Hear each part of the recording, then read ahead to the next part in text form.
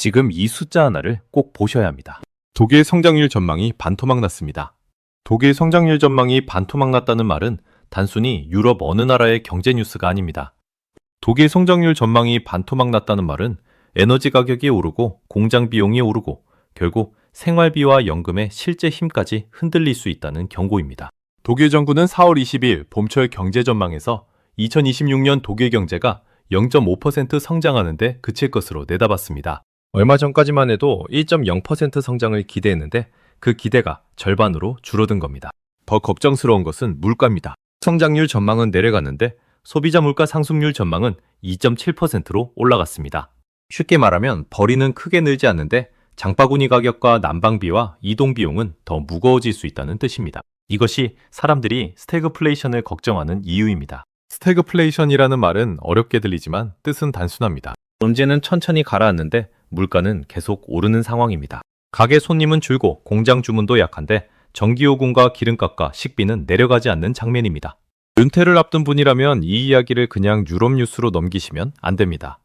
생활비가 오르는 속도는 국경을 가리지 않습니다.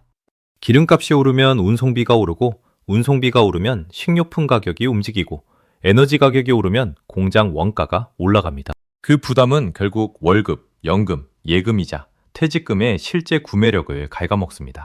왜 이런 일이 벌어졌을까요? 왜 하필 독일일까요? 그리고 독일의 숫자가 왜 한국의 은퇴 가계와 연결될까요? 오늘은 그 연결고리를 차분히 보겠습니다. 독일은 오랫동안 유럽의 엔진이라고 불렸습니다. 자동차, 기계, 화, 정밀부품, 산업장비. 세계가 공장을 돌릴 때 독일은 그 공장에 필요한 심장 같은 제품을 팔았습니다. 많은 사람이 독일을 떠올리면 성실한 제조업, 튼튼한 수출, 흔들리지 않는 기술력을 생각했습니다. 유럽 경제가 흔들려도 독일만큼은 버틴다는 믿음이 있었습니다. 그런데 그 믿음에 금이 가기 시작했습니다. 독일 경제는 2023년에 마이너스 0.3% 성장했습니다. 2024년에도 마이너스 0.2%로 다시 뒷걸음쳤습니다. 2025년에는 겨우 0.2% 성장으로 플러스로 돌아섰지만 회복이라고 부르기에는 너무 약했습니다. 그리고 2026년 전망이 0.5%로 내려왔습니다. 4년 가까이 제자리에서 맴도는 모습입니다. 자동차로 비유하면 시동은 걸려있지만 속도가 붙지 않는 상태입니다. 기름은 계속 들어가는데 차는 앞으로 나아가지 못합니다. 계기판에는 경고등이 하나씩 켜지고 있습니다. 이런 장면을 숫자로만 보면 차갑게 느껴집니다. 그래서 한 사람의 생활로 바꿔보겠습니다. 인천에 사는 박성호 씨는 62살입니다. 그는 오래전 자동차 부품 협력업체에서 일했습니다. 젊을 때는 독일 자동차 회사 이야기가 나오면 늘 부러웠습니다. 튼튼한 기술, 안정적인 일감, 좋은 임금, 제조업이 나라를 먹여 살린다는 말이 박성호 씨에게는 낯설지 않았습니다. 그런데 요즘 뉴스를 보면 마음이 복잡합니다. 독일 제조업이 흔들린다는 소식이 한국의 협력업체와 수출기업에도 남해일 같지 않기 때문입니다. 박성호 씨는 이미 퇴직했습니다. 국민연금과 작은 개인연금, 그리고 퇴직금 일부를 예금으로 나누어 두고 생활합니다. 그에게 가장 무서운 것은 주식시장의 하루 등락이 아닙니다. 매달 고정적으로 나가는 관리비, 전기요금, 자동차 기름값, 장바구니 가격입니다. 한 달에 몇만 원씩만 더 나가도 은퇴 가게는 바로 느낍니다. 수입은 크게 늘지 않는데 지출만 조금씩 불어나기 때문입니다. 독일의 성장률 전망이 낮아졌다는 뉴스는 바로 이 지점과 이어집니다. 독일 경제가 약해졌다는 말은 유럽 수요가 약해질 수 있다는 뜻입니다. 유럽 수요가 약해지면 한국 수출 기업에도 부담이 생깁니다. 동시에 에너지 가격이 오르면 한국도 수입 물가 압박을 받습니다. 수출은 어려워지고 물가는 높아지는 조합은 가게에 가장 불편합니다. 바로 이것이 지금 독일 뉴스를 주의 깊게 봐야 하는 이유입니다. 이번 충격의 직접적인 배경으로 거론되는 것은 중동 전쟁과 에너지 쇼크입니다. 조사문과 공식 발표 흐름을 보면 이란 전쟁과 호르무즈 해협 문제로 석유와 가스 가격이 크게 흔들렸습니다. 호르무즈 해협은 세계 에너지 물류에서 매우 중요한 바닷길입니다. 이 길이 막히거나 위험해진다는 말이 나오면 시장은 바로 기름값을 다시 계산합니다. 기름값이 오르면 배와 비행기와 화물차 비용이 오릅니다. 가스 가격이 오르면 공장과 발전소 비용이 오릅니다. 그리고 독일은 바로 이 비용의 약한 구조를 가지고 있습니다. 독일 경제의 강점은 제조업이었습니다. 그런데 제조업은 에너지를 많이 씁니다. 샘물을 녹이고 화학 제품을 만들고 부품을 깎고 공장을 돌리려면 전기와 가스가 필요합니다. 예전에는 값싼 러시아 가스와 안정적인 세계 무역 환경이 그 비용을 낮춰주었습니다. 하지만 러시아발 에너지 위기 이후 그 구조가 무너졌고 이번에는 중동발 에너지 충격까지 겹쳤습니다. 이것은 단순히 기름값이 조금 오른 문제가 아닙니다. 독일 경제가 기대하던 회복의 길목에서 다시 비용 폭탄을 만난 겁니다. 대전에 사는 김정숙 씨는 66살입니다. 작은 식당을 오래 운영하다가 몇 해 전 일을 줄였습니다. 지금은 남편과 함께 연금, 예금이자 작은 월세 수입으로 생활합니다. 김정숙 씨는 독일 경제 뉴스를 보며 이렇게 생각할 수 있습니다. 독일이 힘들다는데 그게 우리 밥상과 무슨 상관일까? 하지만 김정숙 씨가 매달 확인하는 것은 바로 에너지와 식비입니다. 전기요금이 오르면 냉장고와 난방비가 신경 쓰입니다. 기름값이 오르면 택배비와 농산물 운송비가 움직입니다. 밀가루, 식용유, 고기, 과일 가격은 국제물류와 에너지 비용에 영향을 받습니다. 독일의 문제는 독일 안에서만 멈추지 않습니다. 유럽 전체가 에너지 비용에 더 많은 돈을 쓰게 되면 소비자는 다른 물건을 덜 사게 됩니다. 기업은 투자를 미루고 가게는 지갑을 닫습니다. 그렇게 되면 세계 무역의 분위기가 식습니다. 한국처럼 수출 비중이 큰 나라는 이 분위기를 피하기 어렵습니다. 김정숙 씨의 장바구니는 독일 공장과 직접 연결되어 있지 않아 보입니다. 하지만 에너지 가격과 환율, 수입 물가, 기업 실적, 금리 기대가 돌고 돌아 생활비로 다가옵니다. 이런 경로를 이해해야 불안에 휘둘리지 않고 대비할 수 있습니다. 이번 전망에서 특히 눈에 띄는 숫자는 두 개입니다. 하나는 성장률 0.5%입니다. 다른 하나는 물가 2.7%입니다. 성장이 0.5%라는 것은 경제가 거의 제자리 걸음을 한다는 뜻입니다. 물가가 2.7%라는 것은 돈의 힘이 줄어드는 속도가 무시하기 어렵다는 뜻입니다. 성장이 낮으면 기업이 임금을 크게 올리기 어렵습니다. 기업이 투자와 채용을 조심하면 일자리와 소득도 둔해집니다. 그런데 물가가 올라가면 가게는 더 많은 돈을 써야 같은 생활을 유지합니다. 바로 이 조합이 무섭습니다. 월급도 연금도 예금이자도 천천히 움직이는데 생활비는 먼저 올라가기 때문입니다. 여기서 중요한 점이 있습니다. 전망치는 확정된 미래가 아닙니다. 정부와 연구기관이 현재 조건을 보고 내놓은 예상입니다. 전쟁이 얼마나 길어질지, 에너지 가격이 어디까지 갈지, 각국 정부가 어떤 대책을 내놓을지에 따라 숫자는 달라질 수 있습니다. 하지만 전망치가 중요하지 않다는 뜻은 아닙니다. 경제 주체들은 전망을 보고 움직입니다. 기업은 전망을 보고 투자를 줄이거나 미룹니다. 가게는 전망을 보고 소비를 아낍니다. 정부는 전망을 보고 예산과 세금을 계산합니다. 그래서 전망이 낮아지는 순간 실제 경제도 더 조심스러운 방향으로 움직일 수 있습니다. 독일의 투자 심리 지수도 이 불안을 보여줍니다. 4월 독일 투자 심리 지수는 마이너스 17.2까지 내려간 것으로 확인됩니다. 전월보다 16.7포인트 낮아진 수치입니다. 현재 상황을 보는 지표도 마이너스 73.7까지 악화됐습니다. 이 숫자들이 말하는 것은 단순합니다. 전문가와 투자자들이 독일 경제의 앞날을 더 어둡게 보기 시작했다는 겁니다. 특히 자동차, 화학, 철강, 금속 같은 산업은 에너지 가격과 세계 수요에 민감합니다. 이 산업들이 흔들리면 협력업체, 지역 일자리, 물류, 금융까지 함께 영향을 받습니다. 한국에도 비슷한 구조가 있습니다. 울산에 사는 이만수 씨는 59살입니다. 화학공장 협력업체에서 오래 일했고 앞으로 몇 년 안에 일을 줄일 생각이었습니다. 그는 젊을 때부터 제조업은 결국 버틴다고 믿었습니다. 그래서 퇴직금 일부를 원자재와 해외 경기 회복에 기대는 금융상품에 넣었습니다. 처음에는 괜찮아 보였습니다. 중동 전쟁이 길어지면 에너지 가격이 오르고 관련 자산이 오를 수도 있다고 생각했습니다. 하지만 막상 시장은 단순하게 움직이지 않았습니다. 에너지 가격은 오르는데 경기 둔화 우려 때문에 기업 실적 전망은 흔들렸습니다. 금리 인하 기대는 뒤로 밀리고 환율은 출렁이고 계좌는 매일 다르게 움직였습니다. 이만수 씨가 놓친 것은 하나였습니다. 기름값이 오른다고 모든 사람이 돈을 버는 것은 아닙니다. 에너지 가격 상승은 누군가에게는 이익이지만 훨씬 많은 사람에게는 비용입니다. 공장에는 원가가 되고 가게에는 생활비가 되고 항공사에는 연료비가 되고 정부에는 보조금 부담이 됩니다. 그래서 에너지 쇼크는 단순한 투자 기회가 아니라 경제 전체의 부담으로 봐야 합니다. 이 지점에서 독일의 구조적 약점이 드러납니다. 독일은 수출로 강해진 나라입니다. 해외에서 주문이 들어오고 공장이 돌고 기술 제품을 팔고 그 돈으로 높은 임금과 복지를 유지했습니다. 그런데 세계가 보호무역으로 기울고 중국과의 경쟁이 심해지고 에너지 비용까지 올라가면 이 모델은 예전처럼 힘을 내기 어렵습니다. 수출이 약해지면 제조업은 재고를 줄입니다. 재고를 줄이면 생산을 줄입니다. 생산을 줄이면 설비 투자를 미룹니다. 설비 투자를 미루면 협력업체의 주문이 줄어듭니다.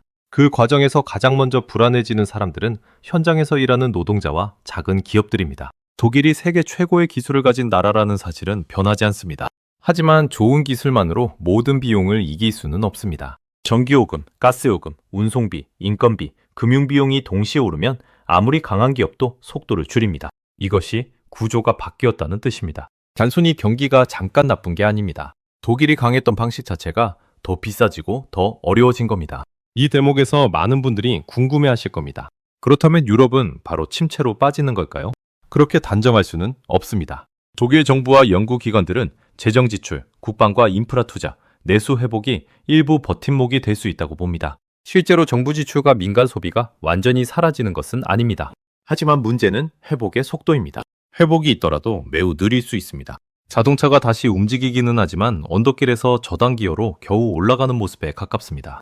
여기서 은퇴 가게가 봐야 할 것은 나라 이름이 아닙니다. 내 돈의 흐름입니다. 독일이 0.5% 성장하든 0.9% 성장하든 당장 우리 집 통장에는 바로 숫자가 찍히지 않습니다. 하지만 세계 경제가 낮은 성장과 높은 물가를 동시에 걱정하기 시작하면 우리 집 통장에도 간접적인 변화가 생깁니다. 첫째, 생활비가 올라갈 수 있습니다. 둘째, 예금 이자와 대출 금리의 방향이 복잡해질 수 있습니다. 셋째, 주식과 펀드 같은 자산 가격이 더 크게 흔들릴 수 있습니다. 넷째, 수출 기업과 제조업 일자리의 분위기가 약해질 수 있습니다. 다섯째, 환율이 흔들리면 수입 물가가 다시 부담이 될 수 있습니다. 특히 은퇴 전후 세대는 현금 흐름이 중요합니다. 현금 흐름이라는 말은 매달 들어오는 돈과 나가는 돈의 균형입니다. 어려운 금융 용어가 아닙니다.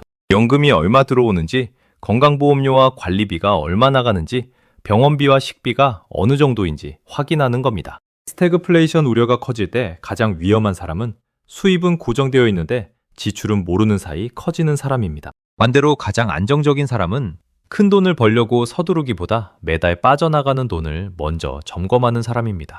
그렇다면 지금 무엇을 해야 할까요? 첫 번째는 에너지와 생활비 항목을 따로 적어보는 것입니다. 전기요금, 가스요금, 자동차 기름값, 대중교통비, 식비, 보험료, 통신비를 한 달 단위로 적어보십시오. 중요한 것은 정확한 회계가 아닙니다. 어디서 돈이 새고 있는지 보는 겁니다. 김정숙 씨는 이 방법을 먼저 했습니다. 그는 통장 앱을 보며 지난 석 달 동안 반복해서 나간 돈을 적었습니다. 그러자 생각보다 많은 돈이 작은 자동 결제에서 빠지고 있었습니다. 잘 쓰지 않는 구독, 중복보험, 습관처럼 쓰는 배달비가 보였습니다. 김정숙 씨는 투자로 단번에 회복하려 하지 않았습니다. 먼저 매달 나가는 돈을 줄였습니다. 그리고 난방과 전기 사용 시간도 조정했습니다. 작아 보이지만 은퇴 가게에서는 매달 반복되는 절약이 큰 방어막이 됩니다. 두 번째는 위험한 기대를 줄이는 것입니다. 에너지 쇼크라는 말이 나오면 원유, 가스, 원자재, 방산, 환율 같은 단어가 한꺼번에 떠오릅니다. 그러면 마음이 급해집니다. 어떤 종목이 오를까? 어떤 상품을 사야 할까? 하지만 이런 시기일수록 먼저 물어야 할 질문은 다릅니다. 내가 손실을 버틸 수 있는가? 이 돈이 당장 생활비에 필요한 돈인가? 잘 모르는 상품을 남의 말만 듣고 산 것은 아닌가? 이만소 씨는 이 질문을 늦게 했습니다. 처음에는 중동전쟁과 에너지 가격만 보고 움직였습니다. 하지만 뒤늦게 보니 자신의 상품은 유가뿐 아니라 환율, 금리, 기업 실적, 시장 심리에 모두 영향을 받았습니다. 그는 일부를 정리하고 생활비로 쓸 돈과 투자할 돈을 분리했습니다. 손실을 모두 회복한 것은 아니지만 더 큰 실수를 막았습니다. 세 번째는 세계 뉴스를 내 생활 언어로 바꾸는 것입니다. 독일 성장률 전망 반토막이라는 말을 들으면 이렇게 바꿔보십시오. 유럽 공장과 소비가 약해질 수 있구나.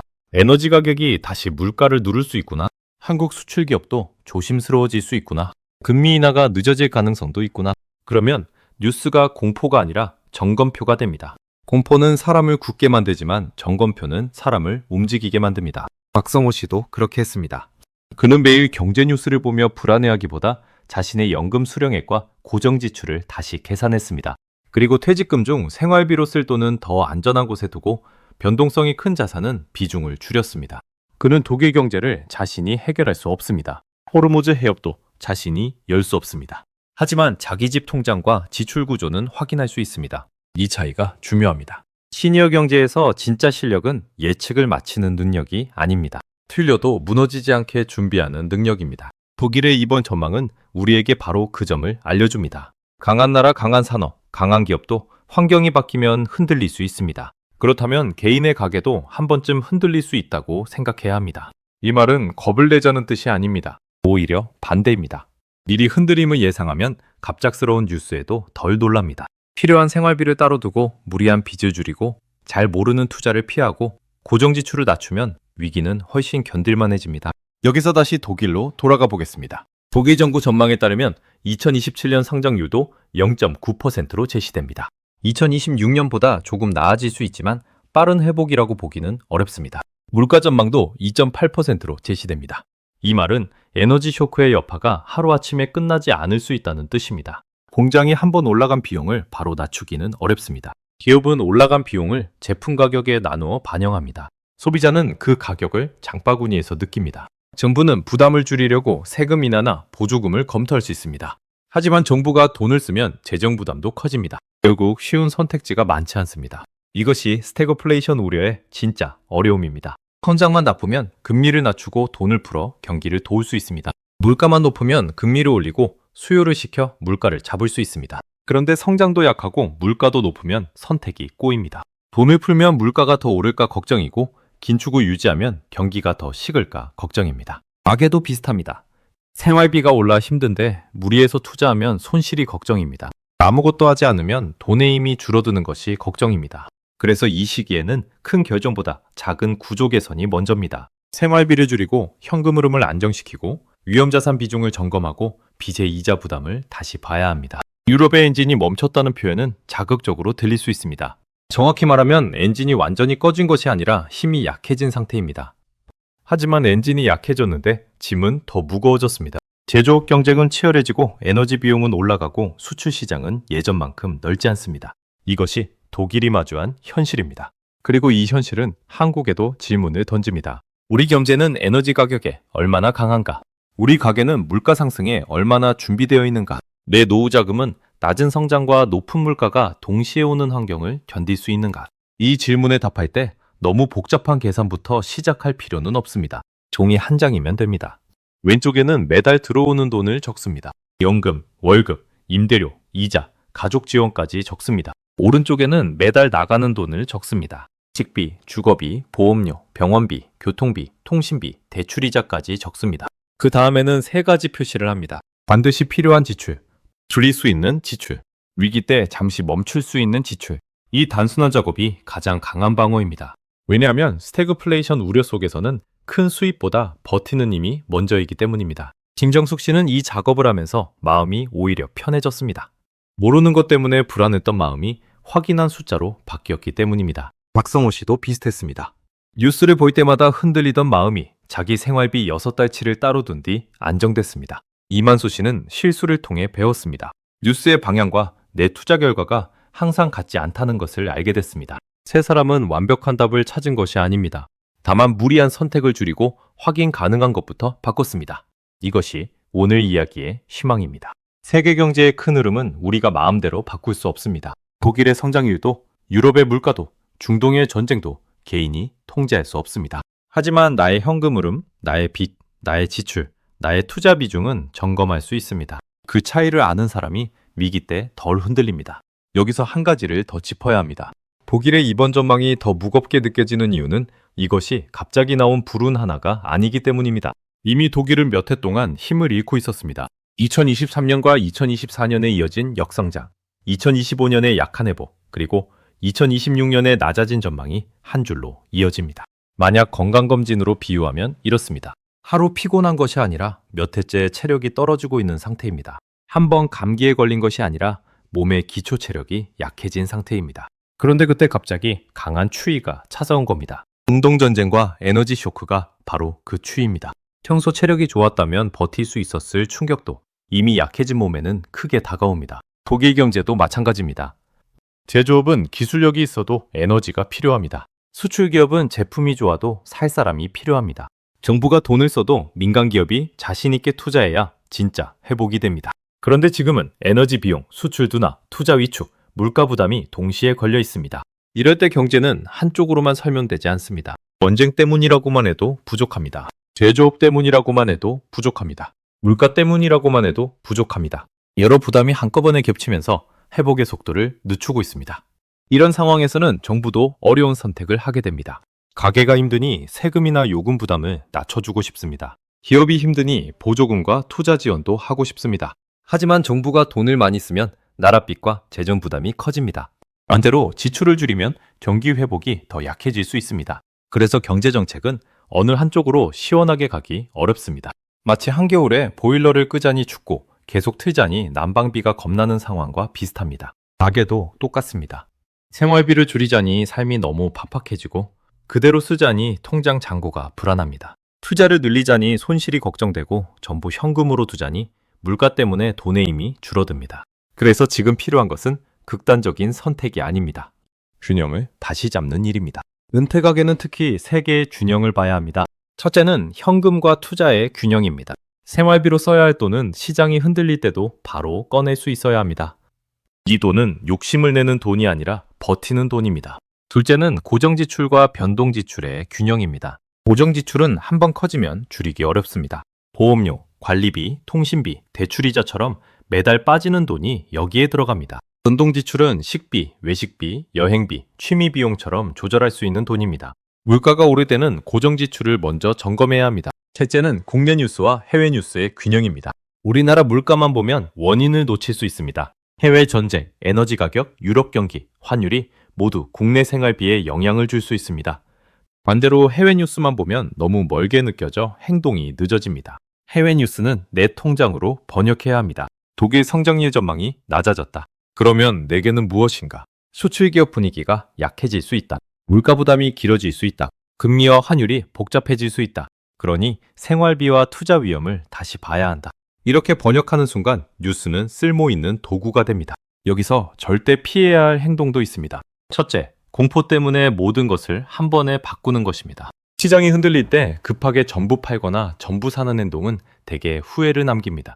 둘째, 단어만 보고 투자하는 것입니다. 에너지 쇼크라는 말만 듣고 원유나 가스 관련 상품을 무작정 사면 안 됩니다. 그 상품이 어떤 구조인지, 손실은 어디까지 날 수 있는지, 환율과 금리에 얼마나 민감한지 모르면 위험합니다. 셋째, 생활비와 투자금을 섞는 것입니다. 병원비, 관리비, 식비로 써야 할 돈이 시장에 묶이면 마음이 급해집니다. 마음이 급하면 좋은 판단을 하기 어렵습니다. 반대로 지금에도 좋은 행동이 있습니다. 첫째, 생활비 통장을 따로 두는 것입니다. 최소 몇 달치 생활비는 변동이 작은 곳에 두는 편이 좋습니다. 둘째, 자동 결제를 다시 보는 것입니다. 한 달에 작은 돈이라도 해마다 반복되면 큰 돈이 됩니다. 셋째, 가족과 지출 기준을 공유하는 것입니다. 부부가 서로 다른 기준으로 돈을 쓰면 위기 때 갈등이 커집니다. 넷째, 경제 뉴스를 볼 때 투자 결론부터 내리지 않는 것입니다. 먼저 생활비, 그 다음 빚, 그 다음 투자 순서로 봐야 합니다. 이 순서를 지키면 흔들리는 뉴스 속에서도 중심을 잡을 수 있습니다. 독일 경제가 우리에게 주는 가장 큰 교훈은 강한 구조도 영원하지 않다는 점입니다. 한때는 값싼 에너지와 세계화가 독일을 밀어올렸습니다. 지금은 비싼 에너지와 보호무역, 지정학적 위험이 독일을 누르고 있습니다. 개인의 노후도 마찬가지입니다. 예전에는 예금이자와 부동산 상승, 꾸준한 월급이 많은 가계를 지탱했습니다. 하지만 앞으로는 물가, 의료비, 돌봄 비용, 자녀 지원, 긴 수명이라는 부담이 더 커질 수 있습니다. 그러니 노후 계획도 예전 방식만 믿으면 안 됩니다. 한번 세운 계획을 계속 점검해야 합니다. 박성호 씨는 이제 뉴스를 볼 때 한 문장을 적습니다. 이 뉴스가 내 생활비에 어떤 영향을 줄까? 김정숙 씨는 장을 볼 때 가격표만 보지 않고 한 달 식비 전체를 봅니다. 이만수 씨는 투자 상품 이름보다 손실 가능성과 현금 필요 시점을 먼저 봅니다. 세 사람의 공통점은 대단한 예측을 한 것이 아닙니다. 자기 삶의 숫자를 다시 본 것입니다. 그것만으로도 위기 대응은 달라집니다. 또 하나 기억해야 할 것이 있습니다. 유럽 경기 둔화는 한 번에 우리 집 문 앞에 오지 않습니다. 처음에는 기사 한 줄로 옵니다. 그 다음에는 기업의 실적 전망으로 옵니다. 그 다음에는 환율과 수입 물가로 옵니다. 조금 시간이 지나면 장바구니 가격, 여행 비용, 난방비, 일자리 분위기로 옵니다. 그래서 많은 분들이 처음에는 알아차리지 못합니다. 뉴스를 볼 때는 멀게 느껴졌는데 몇 달 뒤 통장을 보면 이미 지출이 늘어있는 겁니다. 이런 흐름을 막기 위해서는 조기 경보를 정해두는 것이 좋습니다. 예를 들어 기름값이 계속 오르는지 봅니다. 전기와 가스요금 고지서가 지난 계절보다 얼마나 달라졌는지 봅니다. 장바구니에서 자주 사는 품목의 가격이 얼마나 움직였는지 봅니다. 내가 가진 금융상품이 유럽 경기, 원자재, 환율에 얼마나 노출되어 있는지도 봅니다. 조기 경보는 복잡할 필요가 없습니다. 매달 같은 날짜에 같은 항목을 보는 것만으로 충분합니다. 중요한 것은 불안해서 보는 것이 아니라 대응하기 위해 보는 것입니다. 박성호 씨는 기름값과 관리비를 봅니다. 김정숙 씨는 식비와 전기요금을 봅니다. 이만수 씨는 투자 계좌보다 먼저 생활비 통장을 봅니다. 이렇게 자기만의 경보등을 정해두면 세계 경제 뉴스가 갑자기 들이닥쳐도 당황이 줄어듭니다. 위기는 늘 크게 시작되는 것 같지만 개인의 생활에서는 작은 지출 증가로 먼저 나타나는 경우가 많습니다. 그래서 오늘의 대응도 작게 시작해야 합니다. 작게 시작한 대응이 오해갑니다. 오늘 가장 중요한 한 문제는 이것입니다. 독일 성장률 전망 반토막은 유럽의 문제가 아니라 낮은 성장과 높은 물가가 동시에 올 때 우리 생활비가 어떻게 흔들릴 수 있는지 보여주는 경고입니다. 당장 확인할 것은 세 가지입니다. 첫째, 지난 석 달 동안 에너지와 식비가 얼마나 늘었는지 보십시오. 둘째, 생활비로 써야 할 돈이 위험한 투자에 들어가 있지 않은지 확인하십시오. 셋째, 연금과 예금 이자만으로도 몇 달을 버틸 수 있는지 계산해 보십시오. 이 세 가지를 확인하면 불안은 조금 줄고 선택은 훨씬 분명해집니다. 독일 경제가 곧바로 무너진다고 단정할 필요는 없습니다.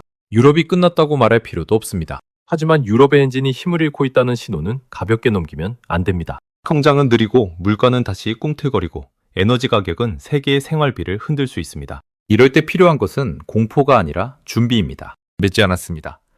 지금 확인하면 피할 수 있는 부담이 있습니다.